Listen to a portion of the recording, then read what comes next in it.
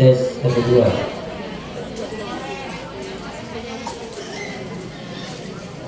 Tes 1 2. Assalamualaikum warahmatullahi wabarakatuh.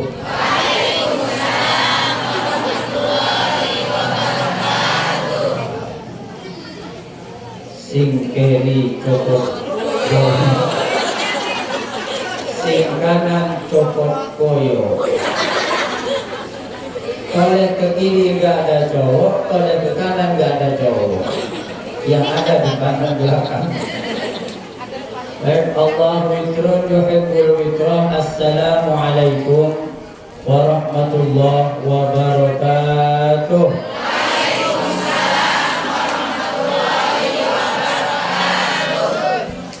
Bismillah walhamdulillah wassalatu wassalamu ala rasulillah Muhammad ibn Abdillah wa ala alihi wa ashabihi wa mawalah wa la hawla wa la quwwata illa billah. Rabbi shrah li sadri wa yassir li amri wahlul 'uqdatam min lisani yafqahu qawli. Subhanaka la ilma lana illa ma 'allamtana innaka antal alimul hakim. Amma ba'du. Yang sangat saya hormati dan saya ta'zimi para alim, para ulama, para tokoh masyarakat, wabil khusus segenap jajaran pengurus DKM Masjid Muhajirin, wabil khusus Ketua Bapak Ustadz Ardiansyah, dan yang juga saya hormati Ketua Majelis Taklim Fosmata yang mulia Ibu Rima.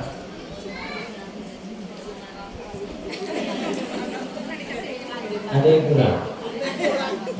Ibu Rima Zumaroh, mohon maaf tertulisnya Rima. Yang juga saya hormati Ketua Majelis Taklim Raudhatul Jannah Ibu Prihanti. Gak ada yang kurang ya? Alhamdulillah. Tak lupa yang saya hormati para ibu-ibu Majelis Taklim yang alhamdulillah hadir pada kesempatan pagi hari ini. Alhamdulillah, bersyukur kita kepada Allah Subhanahu wa ta'ala karena Allah telah menakdirkan kita untuk dapat menghadiri kajian pada hari ini dalam rangka menghadiri majelis ilmu, di mana hal ini adalah suatu nikmat yang tiada tara, nikmat yang sangat berharga sehingga kita harus bersyukur. Karena setidaknya dengan kita menghadiri majelis semacam ini adalah bukti bahwasanya dalam hati kita tertanam yang namanya iman dan takwa. Amin amin ya rabbal alamin. Semoga nikmat Islam dan nikmat iman yang ada pada kita saat ini dapat kita pertahankan sampai menghadap kepada Allah Subhanahu wa ta'ala. Amin ya rabbal alamin. Nikmat yang paling besar, coba saya tanya ibu-ibu, nikmat yang paling besar itu apa itu? Islam. Islam iman apa Islam saja? Iman Islam apa Islam iman? Iman Islam itu nikmat yang paling besar. Ternyata ada nikmat yang lebih besar dari itu. Apa nikmat yang lebih besar dari nikmat iman dan Islam?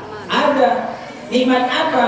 Nikmat diutusnya baginda Nabi Muhammad sallallahu alaihi wasallam. Dengan adanya Nabi kita diutus, maka nikmat Islam dan nikmat iman ini alhamdulillah pada detik ini sampai kepada kita, dan semoga dapat kita bawa menghadap kepada Allah. Amin ya rabbal alamin.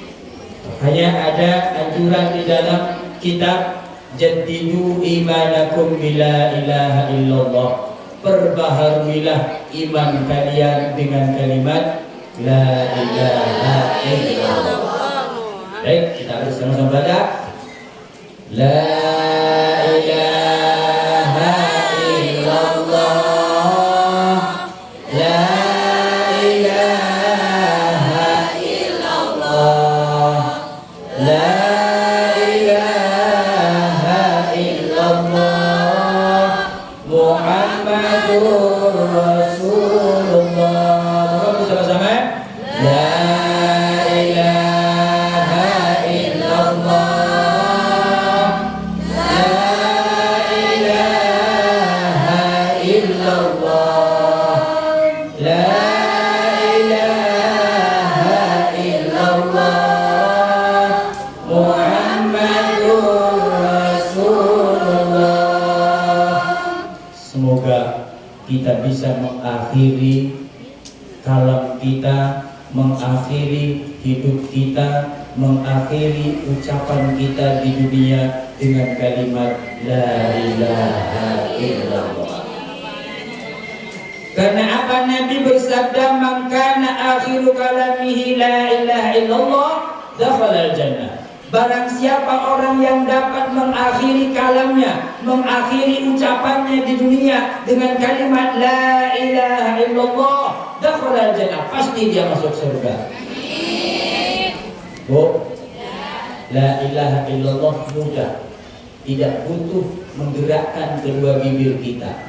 Orang sumbing, orang gak punya bibir bisa mengucapkan la ilaha illallah. Coba ibu baca kalimat la ilaha illallah tanpa menggerakkan kedua bibir. Bisa nggak? 1, 2, 3. La ilaha illallah. Bibir nggak usah ikut-ikut, bisa nggak? Coba 1, 2, 3. Begitu mudahnya mengucapkan kalimat la ilaha illallah tanpa menggerakkan kedua bibir kita. Namun tidak semua orang bisa mengakhiri hidupnya, mengakhiri pembicaraan di dunia dengan kalimat la ilaha illallah. Di antaranya adalah sahabat Nabi yang sangat rajin ibadah, namun karena dia lebih memilih, sayang, lebih memilih mengutamakan istrinya daripada ibunya, akhirnya sang sahabat ini tidak bisa mengucapkan kalimat la ilaha illallah. Makanya di antara dosa yang menyebabkan anak atau orang meninggal dalam keadaan su'ul khatimah adalah durhaka kepada kedua orang tua. Sahabat Nabi ini bu, yang nuntun bacaan sholawatnya sahabat Bilal. Bahkan dilaporkan kepada Nabi, Nabi ini ada sahabatmu ketika sakaratul maut, saya tuntun mengucapkan kalimat la ilaha illallah, dia nggak bisa. Akhirnya Nabi hadir. Ternyata ini pasti dia punya salah kepada ibunya. Ternyata benar, sahabat ini tidak bisa menjaga perasaan ibunya. Sahabat ini terlalu mengutamakan istrinya daripada ibunya. Makanya bu, jadilah istri yang sholihah ya. Suami ibu itu bukan milik ibu, tapi milik ibunya. Jadi ibu hanya hak pakai, bukan hak milik. Sehingga nggak usah melarang ketika suami mau pakai yang lain. Ya. Kan suami itu bukan milik ibu, milik siapa? Kata siapa itu? Hadis. Jadi yang paling utama kepada seorang laki-laki adalah ibunya. Yang paling berhak kepada seorang perempuan adalah suaminya. Kata siapa itu? Hadis Nabi. Ya.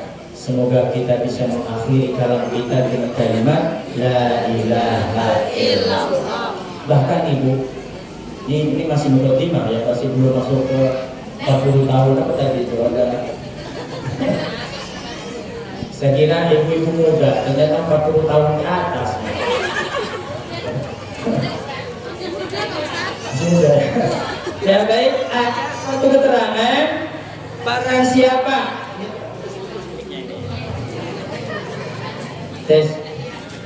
barang siapa orang yang membaca kalimat la ilaha illallah dengan dibaca panjang kalimat la-nya itu dapat menghanguskan, dapat menghapus 4.000 dosa besar. Caranya bagaimana? Baca kalimat la ilaha illallah. Baca kalimat la ilaha illallah dibaca panjang la-nya. Contoh, la ilaha illallah. Coba bersama-sama. La ilaha illallah. Ada keterangan kok sarwa kene ya?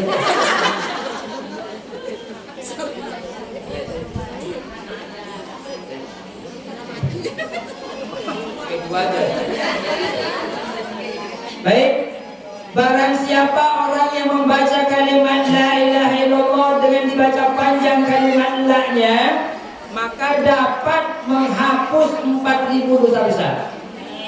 Lalu sahabat bertanya, ya Rasulullah, bagaimana kalau orang tersebut tidak punya dosa besar?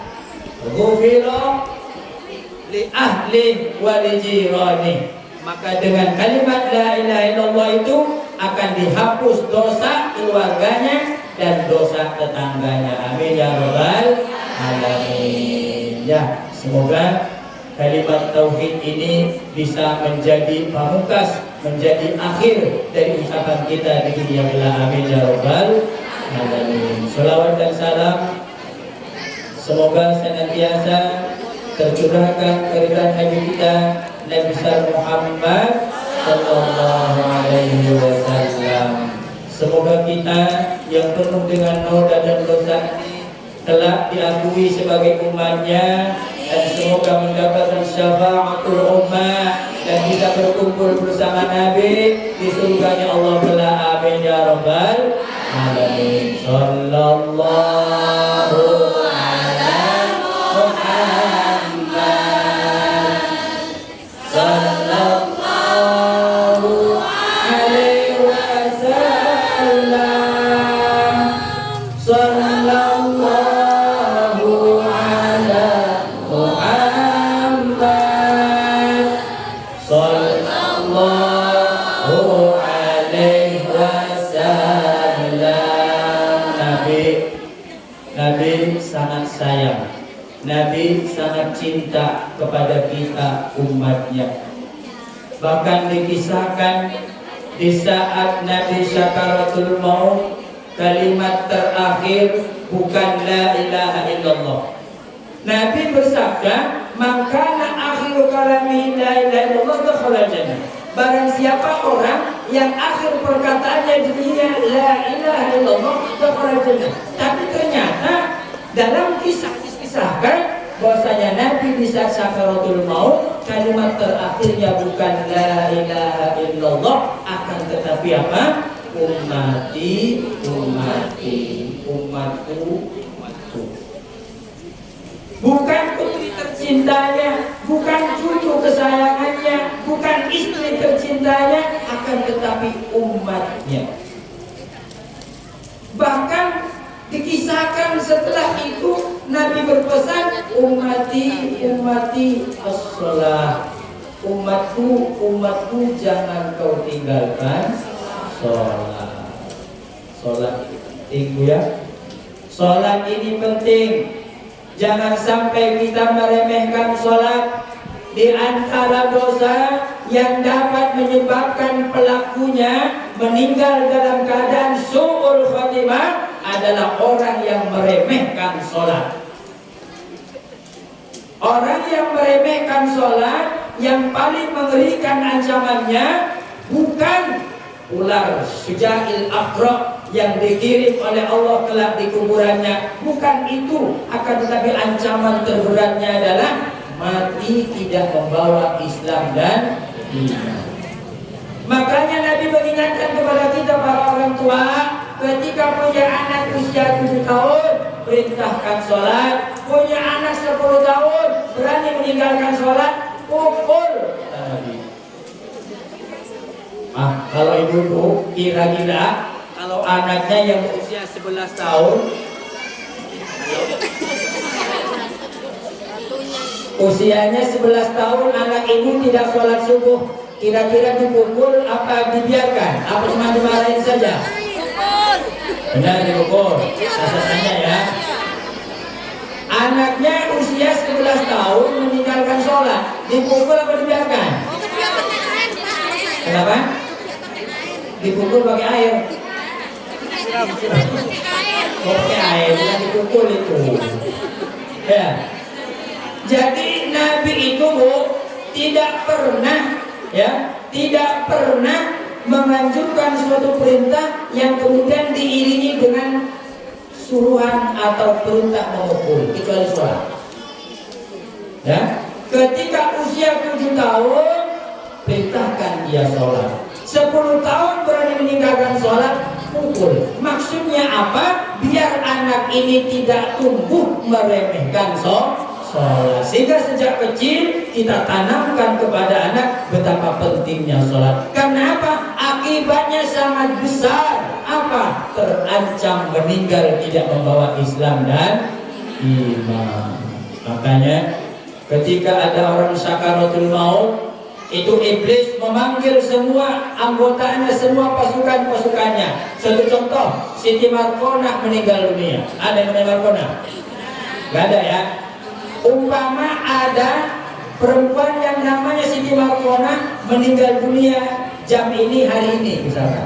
Lah maka iblis ini mengundang semua pasukannya untuk datang ke rumah Markonah untuk menyesatkan Markonah. Lalu iblis bilang, saat ini adalah saat terakhir kita menyesatkan Markonah. Kalau Markonah detik ini tidak bisa kita sesatkan, maka tertutuplah sudah kita untuk menyesatkan Markonah. Sehingga datanglah iblis dengan membawa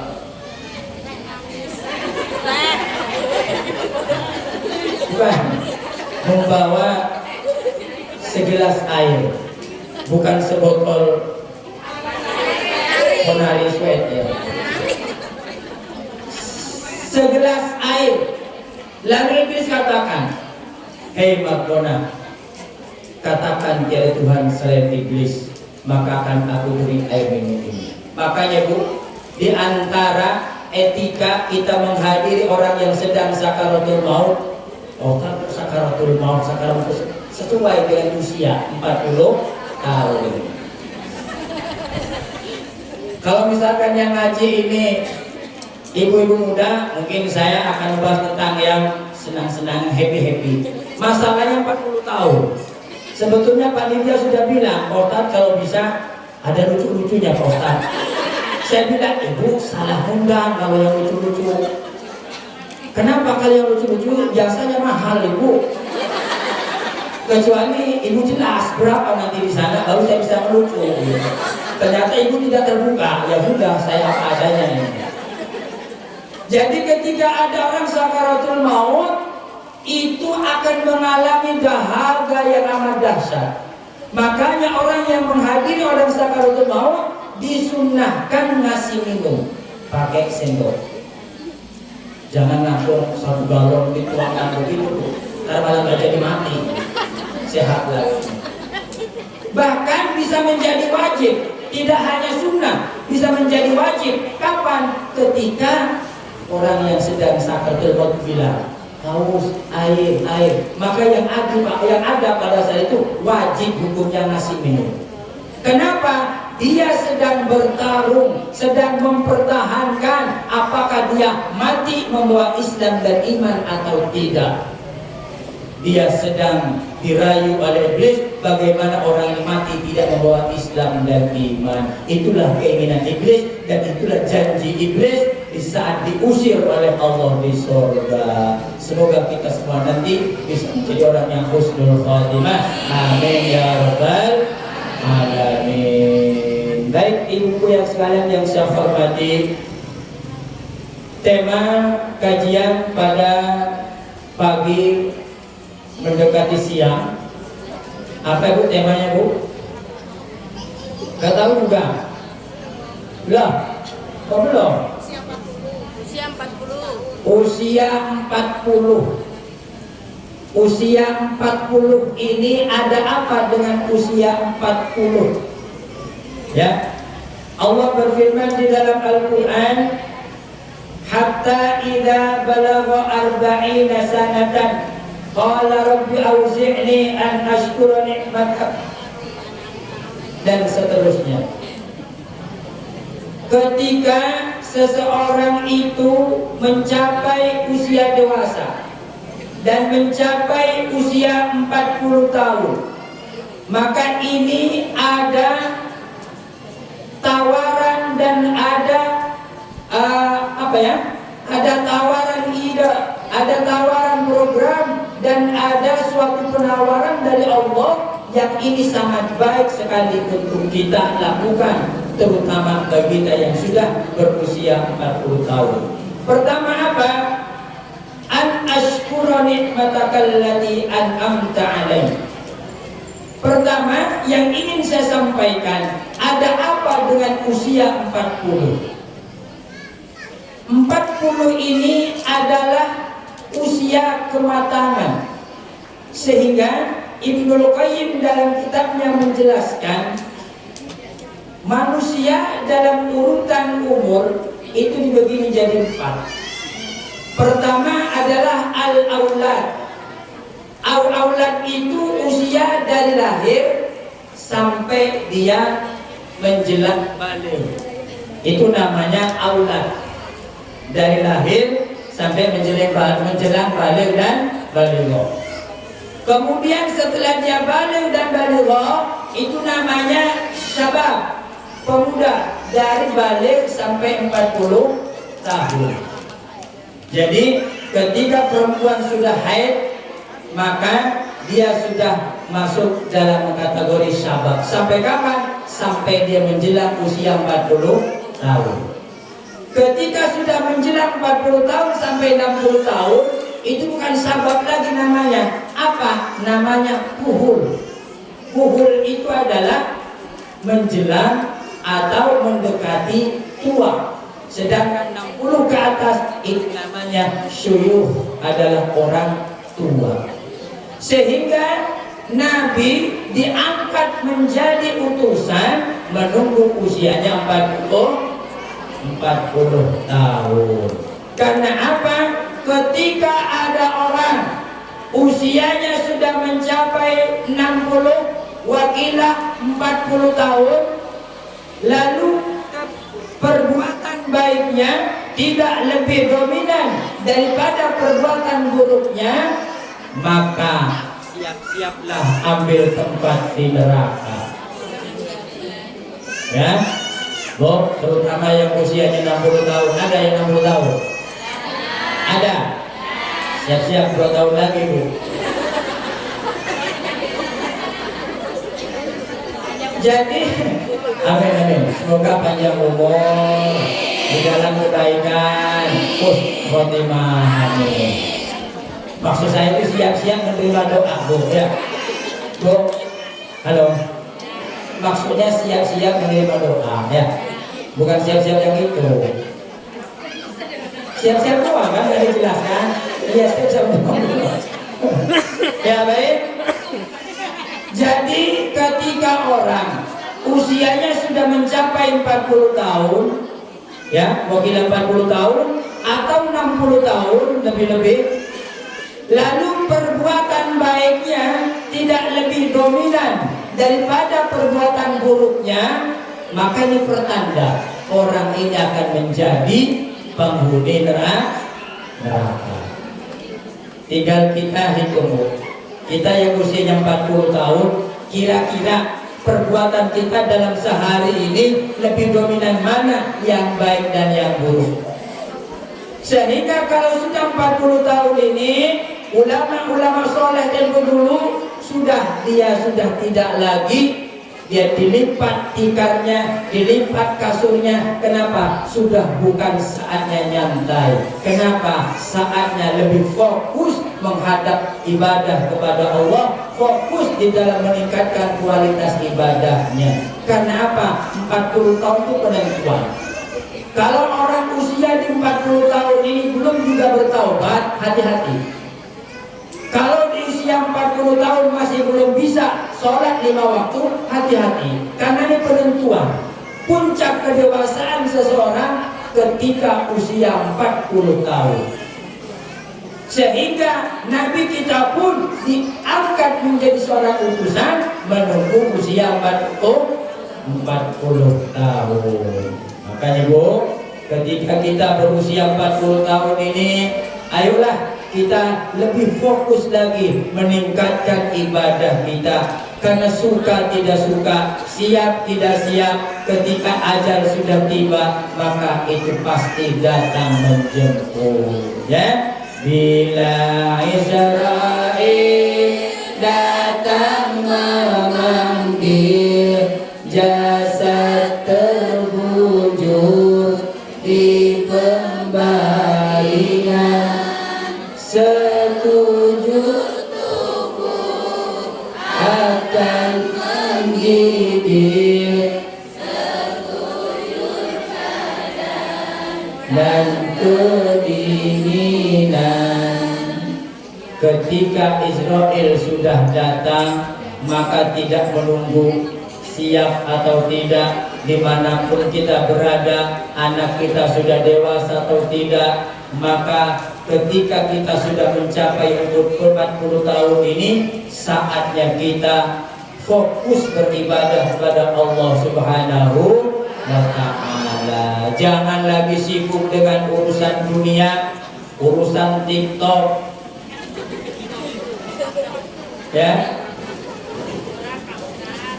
Kenapa? Itu udah lewat. 40 tahun itu udah lewat. Ya, saatnya fokus beribadah kepada Allah Subhanahu wa Ta'ala, fokus menambal kekurangan-kekurangan dan dosa-dosa masa lalu kita. Ingat Bu, dosa yang sudah kita lakukan dulu ketika usia SMP. Ketika usia SMP, ibu dulu kan pernah muda ya. Usia SMP boleh jadi ibu curi mangga tetangga ketika mau sekolah atau curi jambu. Itu adalah tercatat dengan rapi dalam buku catatan amal kita. Kalau kita mau bertaubat, maka caranya kita harus datang kepada orang yang pernah kita ambil haknya untuk minta maaf dan menggantikannya. Ketika tidak, maka Allah tidak akan pernah menerima taubatnya. Kenapa? Karena dosa yang berkaitan dengan sesama manusia, Allah tidak akan pernah memaafkan kecuali minta maaf kepada yang berkaitan. Maka dari itu, kita saatnya introspeksi diri. Dulu di masa muda kita mungkin ibu tidak sesering sekarang sholat. Ketika awal-awal ibu haid, apa langsung penuh sholatnya 5 waktu? Saya tanya, dulu ketika awal-awal haid langsung sholat 5 waktu penuh enggak? Itu wajib dikodok. Ya, wajib itu. Lah Pak Ustaz, umpama nih ya, ada orang haidnya ketika umur 11 tahun umpama. Dia nggak sholat sampai umur 20 tahun dia nikah. Nikah sama Pak Ustaz. Nah, Ustaznya bukan saya. Setelah menikah sama Pak Ustaz, dia bertobat sholat semenjak umur 20. Lah maka bagaimana sholat selama 9 tahun itu? Wajib dikodok. Itulah caranya bertaubat. Allah itu punya aturan, Allah itu punya syariat. Orang yang sudah baligh dan balighah, ini kok nggak ada AC-nya.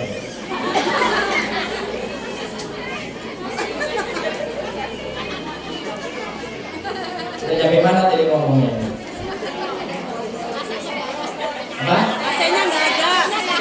Ya sih. Jawabannya apa? Jadi ketika orang itu meninggalkan sholat,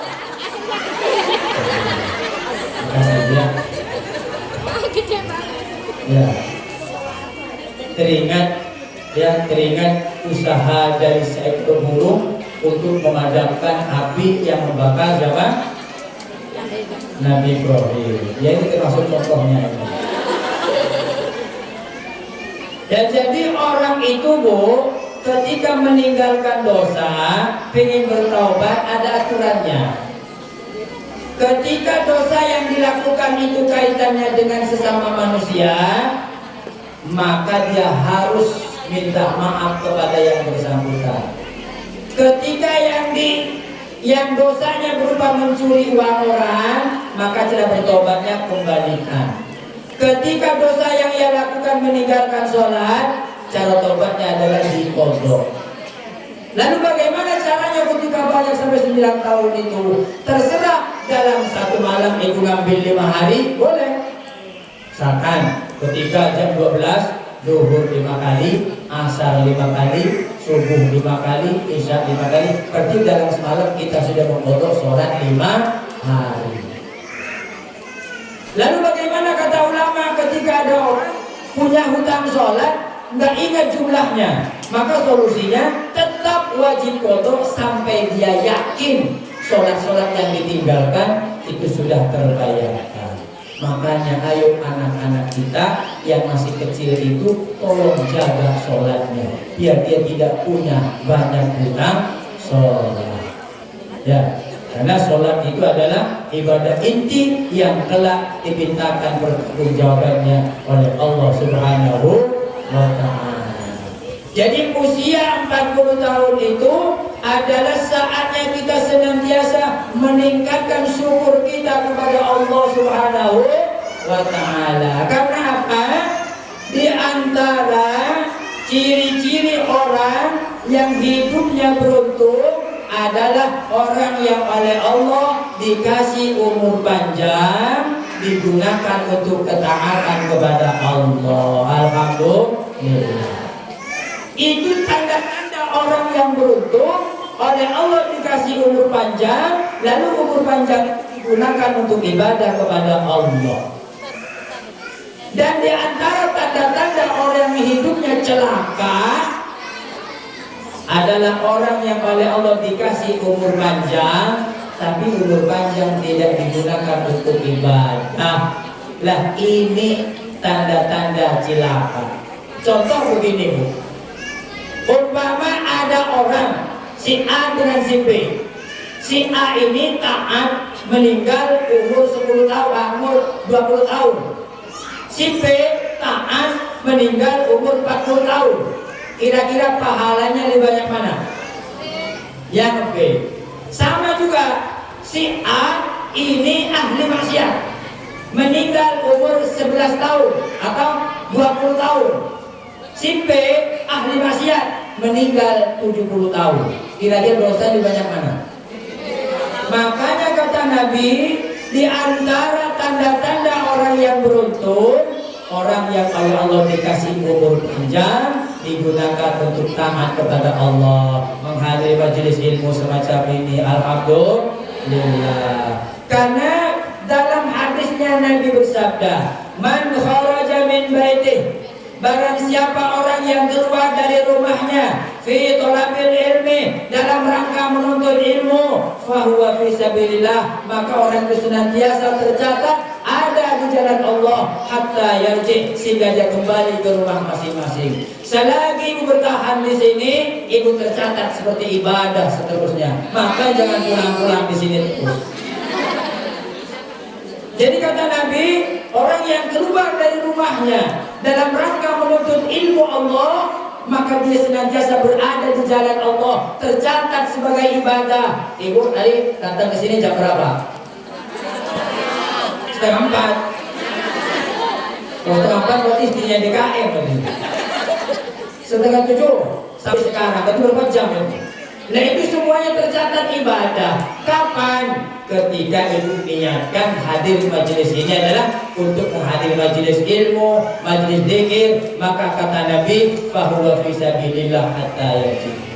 Bahkan umpama sepulang dari pengajian ini, umpama semoga tidak ya, meninggal dunia, maka meninggal fi sabilillah.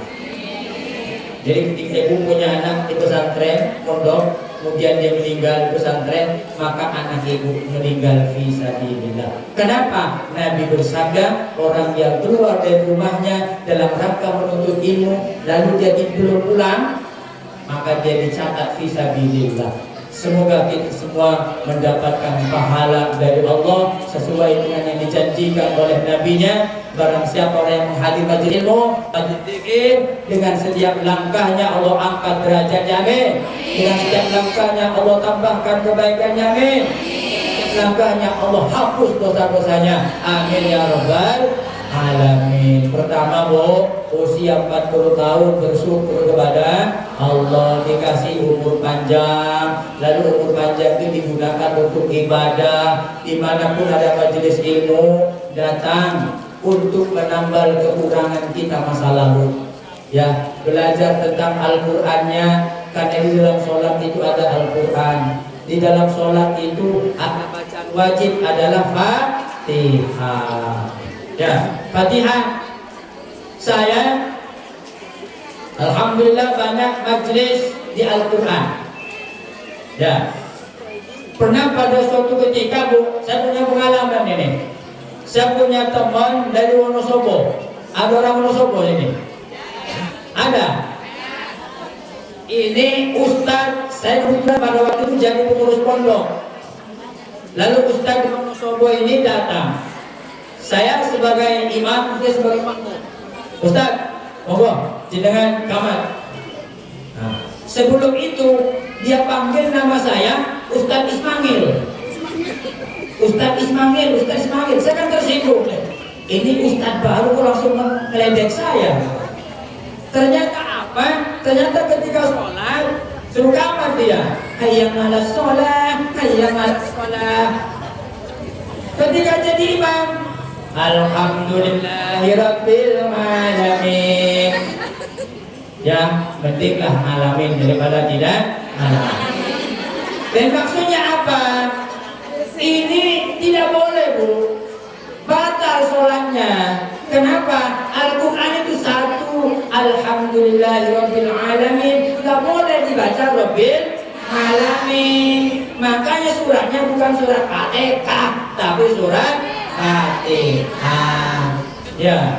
Ya, jadi ini pentingnya kita belajar. Ya, di dalam Fatihah itu ada ain, ada hamzah. Ketika dibaca alhamdulillahirabbil alamin, dibaca hamzah, Fatihahnya enggak sah, berarti sholatnya tidak sah. Belajar ya. Banyak orang sholat, tapi banyak yang tidak ngerti tentang sholat. Bagaimana syarat sahnya sholat, rukunnya sholat. Coba nih saya cek nih, ibu-ibu di sini nih kayaknya pada doyan pengajian. Saya cek dulu nih, Ibu. Halo. Saya sampai jam berapa? Masih kurang setengah jam ya. Ini masih belum membahas masalah sosmed ini. Nah, saya cek, Bu. Coba saya pengen tahu di dalam sholat itu ada istilahnya rukun, ada istilahnya syarat. Ada nggak? Pernah belajar? Pernah belajar? Saya tanya, apa perbedaannya rukun dan syarat? Ayo, apa?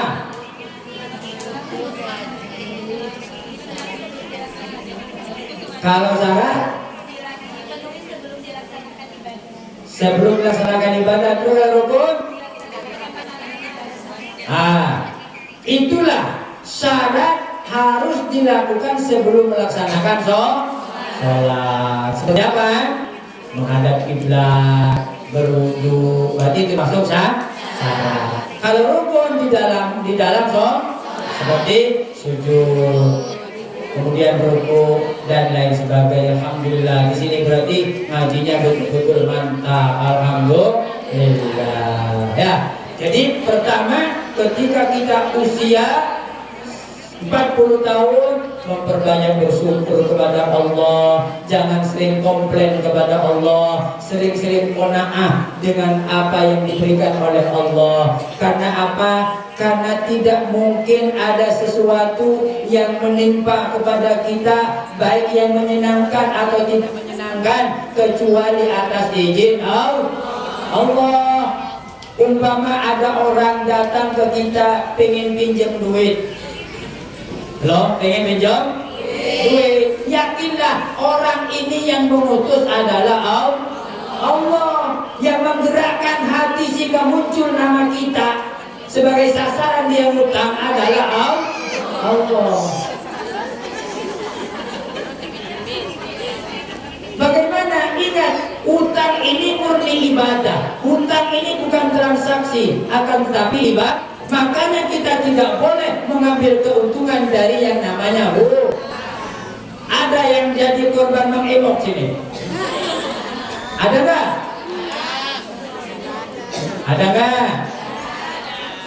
Ingat, hutang piutang itu bukan transaksi, akan tapi murni ibadah. Ketika ada orang butuh duit pinjam atau hutang, berarti kita dianjurkan untuk membantu orang yang sedang membutuhkan. Hanya itu, kita tidak boleh mensyaratkan ada kelebihan.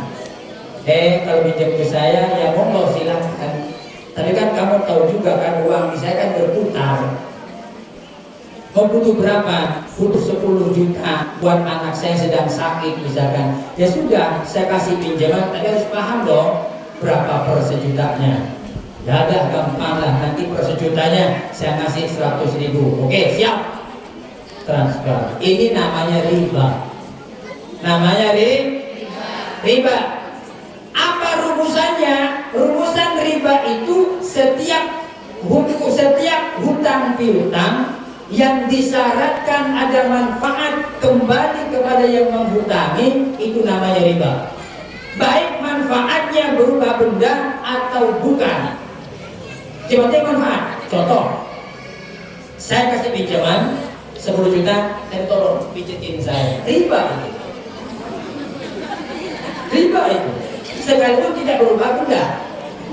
Termasuk juga istri kadang suka bercanda pada suami.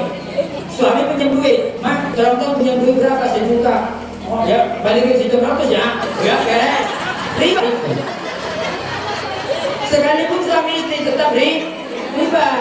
Kenapa? Masuk dalam rumusan tadi. Setiap hutang piutang yang disyaratkan ada manfaat kembali kepada yang menghutangi, itu termasuk riba. Ya, termasuk juga ibu. Yang ibu mungkin entah kalau baca di sini ya. Tapi kalau baca di sana banyak nggak paham. Tukar tambah emas. Tukar tambah emas itu, Bu, dalam aturan fikih, misalkan ibu punya emas 10 gram, lalu ibu punya duit yang bisa nambah menjadi 20 gram, datang ke toko emas, itu langsung misalkan tukar tambah, itu riba. Caranya bagaimana? Jual dulu, kok saya punya emas 10 gram, saya jual dulu, nanti saya beli di sini yang 20 gram. Oh ya, siap. Oke, gimana Bu? Saya jual dulu, berapa harga saya punya sini? Ya, sebelah ada 21 juta Bu. Oke, siap. Ini barangnya. Ini duitnya Bu, udah duitnya simpan dulu. Nanti saya mau beli yang gram. Pasti begitu. Tidak boleh langsung tukar tambah. Ini mas saya berapa ini? Ya, udah saya cari yang 20 gram. Tambah berapa? Gak boleh gitu. Ya, harus dijual dulu. Nah, jadi setiap hutang piutang yang disyaratkan ada manfaat kembali kepada yang menghutangi itu adalah riba. Namun dalam hadis yang lain, Nabi bersabda, di antara perbuatan yang utama adalah orang yang berbuat kebaikan bisa membayar hutang. Ya, termasuk perbuatan utama. Umpama si orang ini pinjam 10 juta, dikasih. Lah maka di antara perbuatan yang baik yang utama adalah ketika dia bayar hutang memberikan lebih. Tapi ingat, ini muncul dari yang hutang, bukan disyaratkan dari yang menghutang.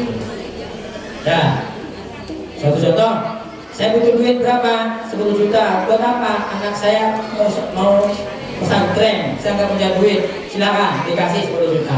Ketika punya duit dikembalikan 11 juta. Lah, ini kok 11? Apa ini? Nggak apa-apa, itu tanda terima kasih saya. Itu sudah kasih, nggak jadi masalah. Ya, nggak jadi masalah. Yang riba itu ketika disyaratkan, diharuskan oleh yang menghutangi. Ya, jadi ketika kita usia 40 tahun ini belajar selalu menerima apa yang menimpa kepada kita, baik itu menyenangkan atau tidak menyenangkan, karena pada hakikatnya tidak ada satupun menimpa kepada diri kita kecuali atas izin. Kemudian nomor 2, bersyukur kepada kedua orang tua kita, ya, sesuai dengan anjuran di dalam Al-Quran tadi. Bersyukur kepada kedua orang tua kita. Terutama ketika kita memiliki ayah atau ibu yang sudah meninggal dunia, maka di saat itu mereka sedang menunggu, sedang menanti, mengharap kiriman pahala dari anak-anaknya. Mana anak yang dulu saya besarkan, mana anak yang dulu saya susui, mana anak yang dulu saya hamil. Di saat meninggal dunia, semua orang yang mati, semuanya orang yang mati pengen hidup lagi. Yang baik pengen hidup lagi, pengen menambah kebaikannya. Yang mati syahid pengen hidup lagi, pengen mati syahid berkali-kali lagi. Orang yang ahli sedekah menyesal, pengen hidup lagi, pengen nambah sedekahnya. Kenapa? Dulu ketika saya hidup, yang saya sedekahkan hanya separuh dari kekayaan saya. Kenapa tidak semuanya? Andaikan semuanya, mungkin aku dapat lebih dari ini. Menyesal dia. Yang ahli sedekah menyesal. Kenapa? Dia merasakan betapa besarnya fadilah sedekah di dalam kubur. Dalam kubur gak ada orang jualan AC. Di dalam kubur gak ada orang yang jualan kipas sekecil ini pun gak ada. Apalagi yang lebih gede dari ini. Apa yang bisa memadamkan panasnya kubur adalah sedekah. Makanya dalam Al-Quran, ya, ketika orang itu sampai pada ajalnya, dia minta kepada Allah, ya Allah, tangguhkan kematian saya, lalu aku akan bersedekah. Kenapa? Sedekah yang disebut pertama kali karena dia sudah merasakan betapa besarnya faedah bersedekah. Maka kita kalau punya ayah, ibu, keluarga, anak yang sudah meninggal dunia, sering-seringlah bersedekah atas nama mereka. Bukan berarti kita nggak dapat pahala. Ibu nih punya duit 10.000, dikasih ke masjid misalkan, ya Allah sedekah ayah dan ibu saya. Ini akan sampai. Kenapa? Karena mereka tuh ingin bersedekah, tapi nggak bisa. Sehingga ayo kita bantu. Karena mereka yang sudah mati itu pengen hidup lagi, pengen bersedekah. Yuk kita yang hidup sering-seringlah bersedekah untuk keluarga kita yang sudah meninggal dunia. Bu, sejatinya Bu, milik kita itu yang kita makan dan yang kita sedekahkan. Ya, sejatinya rezeki kita, sejatinya milik kita itu yang kita makan masuk ke dalam perut dan yang kita sedekahkan. Yang kita makan manfaatnya langsung kita rasakan, yang kita sedekahkan manfaatnya nanti kita rasakan ketika kita sudah meninggal dunia. Sedangkan harta kita yang disimpan di bank, di brankas, atau dimanapun, itu belum tentu rezeki kita. Boleh jadi rezeki anak kita, boleh jadi rezeki suami ibu, boleh jadi rezekinya maling. Ya, makanya setiap manusia akan mengalami 4 kali perampokan. Yo, catat tuh, terutama yang 40 tahun ke atas itu. Manusia akan mengalami 4 kali perampokan.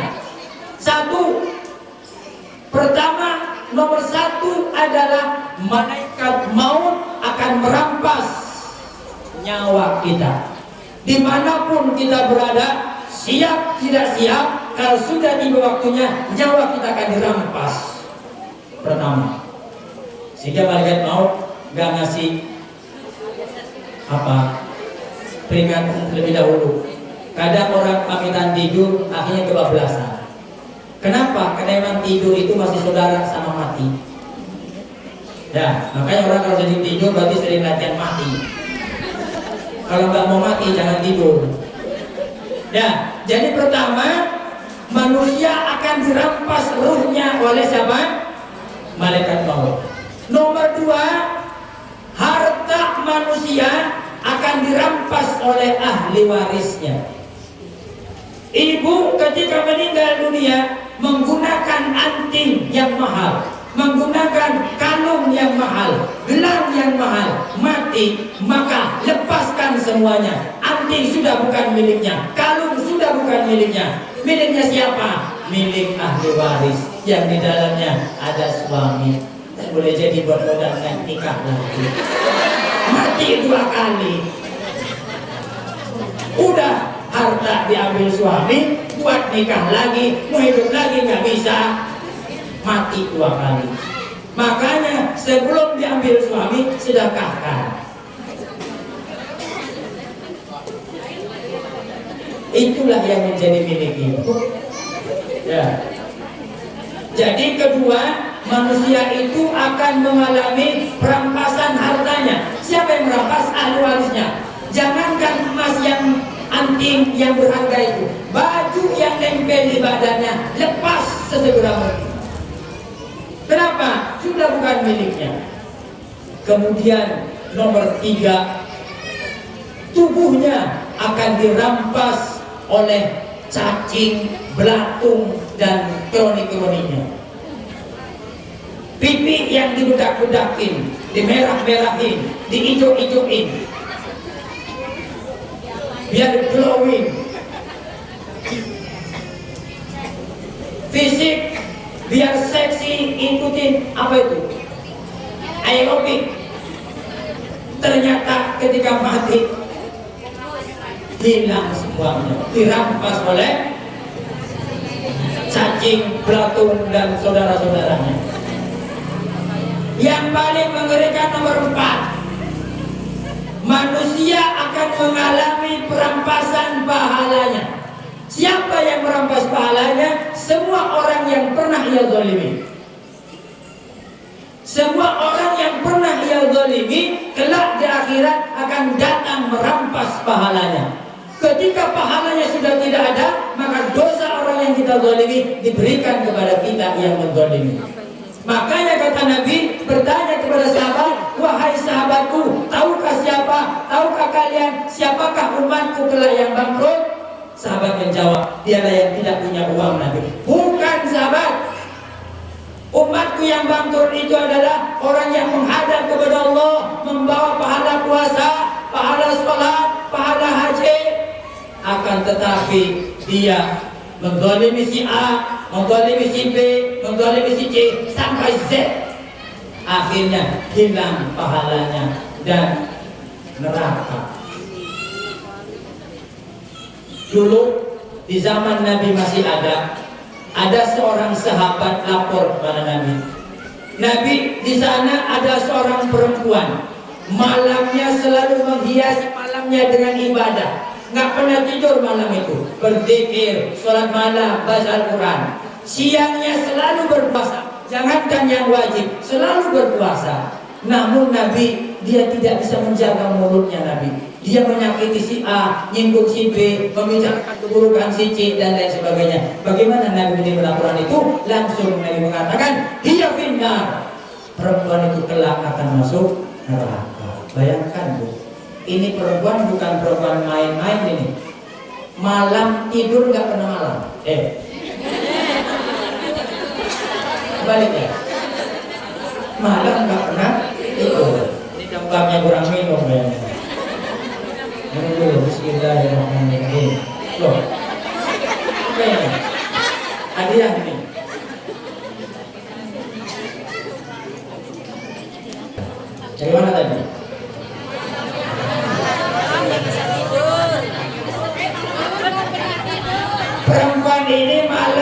malamnya tidur digunakan untuk berzikir kepada Allah, siangnya berpuasa dan sholat dan lain sebagainya. Tapi perempuan ini tidak bisa menjaga mulutnya. Lalu bagaimana? Tidak bisa menjaga mulut ini? Boleh jadi membicarakan keburukan orang, bicaranya sering menyinggung perasaan orang dan lain sebagainya. Bagaimana kata Nabi? Hiya finnar, perempuan itu telah akan masuk neraka. Nauzubillah. Makanya di saat Nabi ditanya, Nabi, dosa apakah penyebab terbanyak orang masuk neraka? Nabi menjawab, 2 lubang, kata Nabi. Apa 2? 2 apa? 2 lubang. Penyebab terbanyak masuk neraka itu bukan membunuh, tapi 2 lubang, kata Nabi. Apaan tuh 2 lubang tuh? Lubang 1 adalah lubang atas mulut, nomor 2 lubang kemaluan. Ternyata itu kata Nabi, penyebab terbanyak menyebabkan orang masuk neraka itu 2 lubang. Semakin besar lubangnya, potensinya semakin besar pula dosanya. Kira-kira lubang yang atas dan yang bawah lebih besar mana? Yang atas ya. Lemak mulut ini Bu. Penyebab terbanyak orang masuk neraka itu adalah mulut. Makanya kenapa ketika Nabi Isra Mi'raj itu ternyata Nabi menyaksikan penghuni neraka terbanyak itu adalah perempuan. Kira-kira antara laki-laki dan perempuan yang paling tidak bisa menjaga mulut, laki apa perempuan? Jujur pada ibu. 50-50. Maka ketika ada laki-laki cerewet, Perempuan. dasar mulut perempuan. Maka ibu ya, kita jaga mulut kita. Ya, karena kata Nabi, penyebab terbanyak orang masuk neraka adalah mulut. Dari mulut bisa ghibah. Ingat Bu, semua dosa tidak bisa menyebabkan orang itu keluar dari Islam. Ya, kecuali dia meyakini dosa itu tidak termasuk yang dilarang. Contohnya apa? Sering ibu-ibu nih, ketika ada orang nih, ayo bukan ibu di sini, ibu yang sono. Ketika ada orang katakan selingkuh ketangkep basah, kenapa? Ada pelakunya. Kena sekarang tuh. Ada orang selingkuh ketangkep basah nih. Udah ketemu Pak RT dan lain sebagainya. Akhirnya diceritakan. Tahu nggak apa itu loh ibu si aku sekalipun doyan pengajian ternyata ya dia itu begini. Akhirnya ibu nggak boleh Bu membicarakan keburukan orang lain. Nggak apa-apa, ini kan nyata, nggak dosa tahu kalau murtad. Ini bisa murtad ini. Ya, kan suka ada begitu. Yang dosa itu kalau bukan kenyataan, kalau nyata mah nggak dosa. Ini murtad orang ini. Alias keluar dari Islam. Kenapa? Karena dia menghalalkan apa yang diharamkan oleh Allah. Hati-hati nih.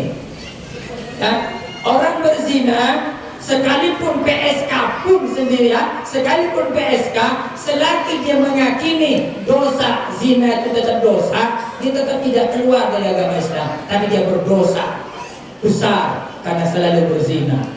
Tapi tetap dia tidak keluar dari agama Islam selagi meyakini zina itu haram.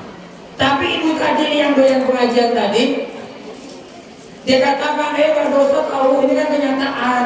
Yang dosa itu kalau bukan kenyataan, ini nyata ada bukti, bahkan ditangkap basah, nggak dosa. Nah ini bisa jadi membicarakan keburukan orang lain itu dosa dilarang. Karena apa? Karena agama kita melindungi nama baik seseorang. Ya, agama kita melindungi nama baik seseorang. Kecuali keburukan itu dilakukan oleh orang yang dilakukan secara terang-terangan. Contoh, ada seorang biduan memamerkan pakaiannya di depan orang banyak, goyang dompet, goyang ngecor, goyang patah-patah misalkan. Lalu kita bilang, oh itu loh anaknya si B itu, dia joget menampakkan auratnya, itu kita nggak dosa. Kenapa? Karena dia melakukan dosa itu dengan cara terang-terangan. Dan dia pun tidak akan malu dibicarakan seperti itu. Karena memang dia melakukannya dengan terang-terangan dan merupakan profesi dia. Nah, jadi riba yang tidak dosa itu ketika dosanya dilakukan secara terang-terangan tanpa ada rasa malu. Tapi kalau misalkan orang selingkuh, itu kan sembunyi-sembunyi, Bu. Ya, ada nggak selingkuh tidak sembunyi-sembunyi? Nah, tuh. Kemudian lagi nih, ibu, kalau ibu tidak siap di poligami, silakan, hak ibu. Tapi kalau ibu benci dengan poligami, mentiadakan poligami, murtad ibu. Paham ya? Ibu gak siap, silakan, itu hak ibu. Dan ketika saya punya anak atau punya istri saya juga nggak mau dipoligami. Makanya saya ini termasuk suami yang bertakwa, takut sama bini yang tua.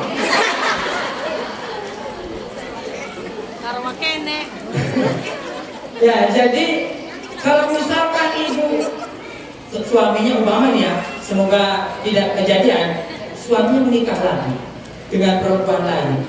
Nah, kemudian ketahuan oleh ibu, lalu ibu membenci poligami itu sampai mengharamkan mentiadakan, murtad ibu. Tapi kalau ibu tidak siap, silakan.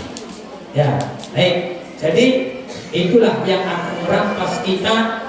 Kelak orang yang menzalimi kita akan merampas pahala dan kita yang kita lakukan, yang kita kumpulkan semasa hidup kita. Baik, ibu saya hormati. Kemudian ini ternyata sudah ada kode dari panitia. Padahal masih ada 3 lagi ini dan masih belum bahas masalah sosmed ini.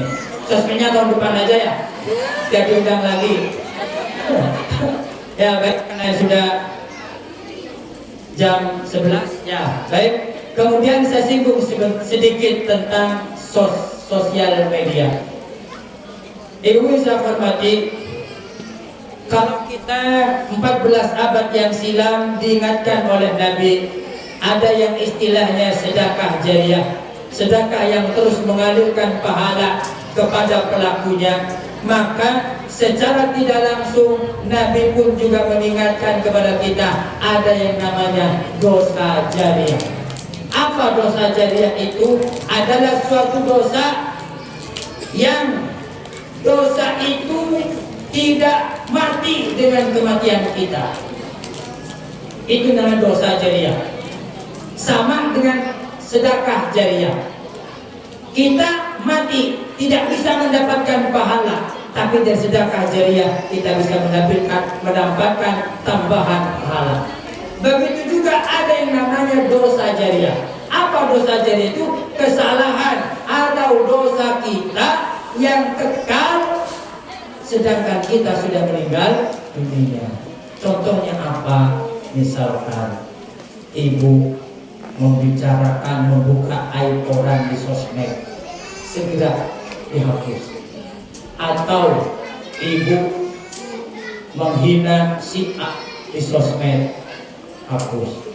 Atau ibu dulu waktu masih mudanya memamerkan kemoleman tubuhnya, waktu masih muda. Kalau sekarang mah kayaknya masih muda. Dulu waktu masih mudanya ibu selfie. Dulu belum ada HP. Belum ya? Oh, ya udah ada. Kemudian dia upload. Itu nanti setiap ada laki-laki yang melihat foto itu dan terangsang senang, maka itu dosa. Sekalipun pelakunya sedang tahajud, tapi fotonya yang mengundang lawan jenis nafsu dilihat oleh laki-laki, dia sedang tahajud, berarti pada detik itu juga mendapatkan dosa. Kenapa? Menyebabkan laki-laki lain melakukan sesuatu yang diharamkan. Apa? Melihat foto yang bisa merangsang dia. Makanya hati-hati bersosmed. Jadikanlah sosmed itu sebagai media dakwah, sebagai media untuk mendapatkan pahala. Seperti apa? Seperti misalkan nge-share kalimat-kalimat thayyibah, nge-share kalimat-kalimat bijak, nge-share hadis-hadis Nabi, nge-share tausiah dan lain sebagainya, maka itu akan menjadi sedekah, menjadi pahala yang terus mengalirkan pahala. Akhir dari apa yang saya sampaikan pada siang hari ini, pertama, kesimpulannya, satu adalah hati-hati dengan mulut, karena mulut kata Nabi menyebab terbanyak orang masuk neraka. Sahabat atau ulama saleh terdahulu dalam rangka menjaga mulut, beliau itu ketika keluar rumah ngasih batu kecil di mulutnya. Ketika ada orang ngajak bicara, dia pikir dulu, pertanyaan ini penting gak saya jawab. Ketika penting, batunya diambil, dia jawab. Setelah itu dimasukkan lagi. Dalam rangka apa? Menjaga mulutnya. Salamatul insan fi lisan. Selamat atau tidaknya manusia bergantung pada kecakapannya menjaga mulutnya. Ambil hikmah dari cerita seorang perempuan yang hidup di masa Nabi. Malamnya selalu beribadah, siangnya beribadah, tapi dia tidak bisa menjaga mulutnya. Langsung Nabi simpulkan, kelak dia akan masuk neraka. Boleh jadi pahalanya tidak bisa membayar dosa-dosanya, bangkrut dia. Boleh jadi itu. Kemudian nomor 2, perbanyaklah membaca kalimat La ilaha illallah. Apa artinya La ilaha illallah?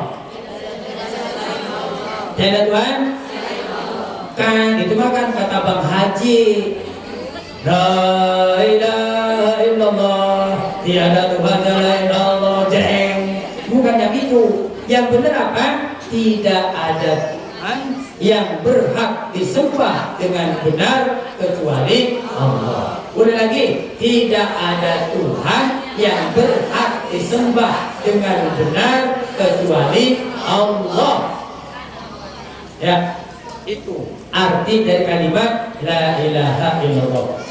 Terutama ketika itu bisa mensinkronkan antara mulut dengan hati. Hati membaca tidak ada Tuhan yang berhak disembah dengan benar kecuali Allah, sementara mulutnya mengucapkan La ilaha illallah. 1 detik saja Bu, coba kita kosongkan pikiran kita dari urusan dunia, kita fokus pada 1 titik, yaitu kalimat tauhid, maka akan dapat menghapus 4.000 dosa besar. Sahabat bertanya Nabi, bagaimana kalau dia tidak punya dosa besar? Akan diampuni dosa dari keluarga dan tetangganya. Amin, amin.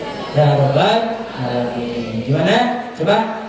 Ya. Jadi la-nya dibaca panjang. Kemudian hatinya merenungkan arti. Ya, contoh. La ya, jadi hatinya tidak ada Tuhan yang berhak disembah dengan benar kecuali Allah. 1, 2, 3. La ilaha illallah.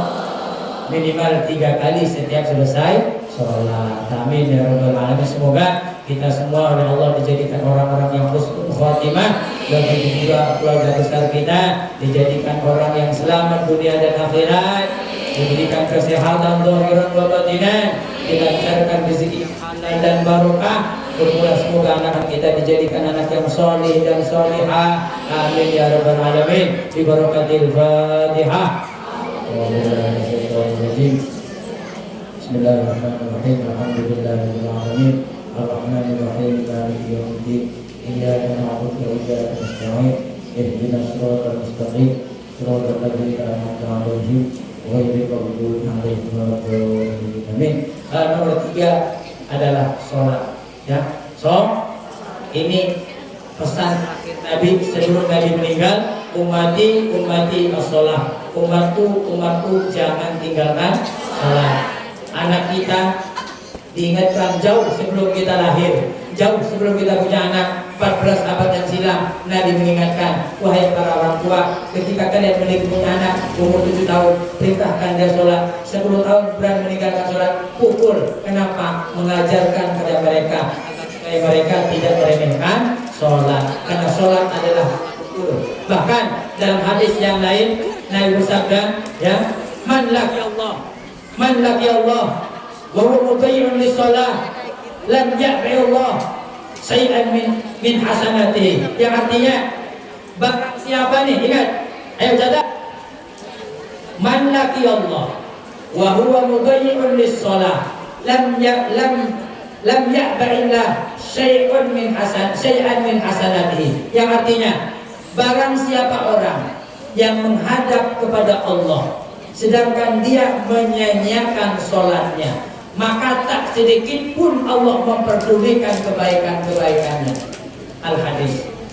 Ya, sekali lagi, orang yang menghadap kepada Allah sedangkan dia menyanyiakan sholatnya, maka tak sedikit pun Allah memperdulikan kebaikan-kebaikannya. Haji 10 kali, umroh 100 kali, 100 masjid dia bangun, tapi nggak sholat, nggak ada apa-apanya. Karena sholat adalah inti. Ya, semoga ini menjadi ilmu yang bermanfaat dan berkah. Amin ya rabbal alamin. Atas semua kesalahan, kekurangan baik hal maupun akwal, mohon dibukakan pintu maaf yang sebesar-besarnya. Kemudian tadi ada pesan dari ibu-ibu panitia untuk tutup dengan doa. Baik, kita harus dulu pada kedua orang tua kita, kepada para guru-guru kita, Nabi Muhammad sallallahu alaihi wasallam, wa alihi